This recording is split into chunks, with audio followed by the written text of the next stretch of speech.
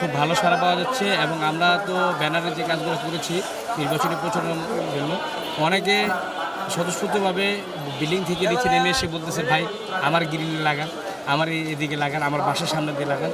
ব্যাপক আকারে সাড়া পাচ্ছি ইনশাল্লাহ। আমাদের প্রচারণা আল্লাহ আমরা যেভাবে করেছি শতভাগ সফলতা কামনা করছি ইনশাল্লাহ। আসলে এটা তো শতভাগ সত্য।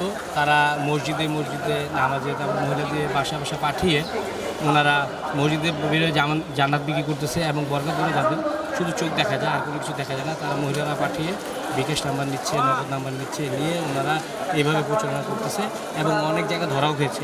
গত 1-2 দিন আগেও ধরা খেয়েছে।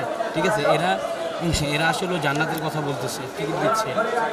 এরা হলো আসলে ইসলামিক কোনো ধর্ম। চলো গ্যাস থাকে না, দ্বিতীয় হলো মাদকটা বিস্তৃত হয়ে গেছে অনেক। কারণ এই খেলাধুলা নাই আমাদের এখানে, মূল কথা হলো খেলাধুলা নাই, আর মোবাইলে বাচ্চারা আসক্ত হয়ে গেছে।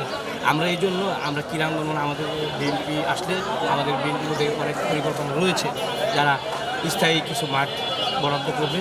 বাচ্চারা, শিশুরা, আমাদের ছোটরা, বড়রা, আমরা সবাই আমরা খেলাধুলার মধ্যে থাকলে নেশার থেকে দূরে থাকা যাবে। বাচ্চাদের জন্য খেলা কিছু নেশাপড়ার মধ্যে খেলা কিছু বাধ্যতামূলক করবে। এই বাধ্যতামূলকের কারণে মোবাইল থেকে আসক্ত নিরাময় হবে ইনশাআল্লাহ আমরা মনে করি।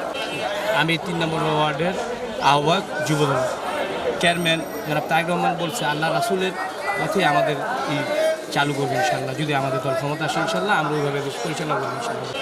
আমি 3 নম্বর ওয়ার্ডের আহ্বায়ক যুবদল।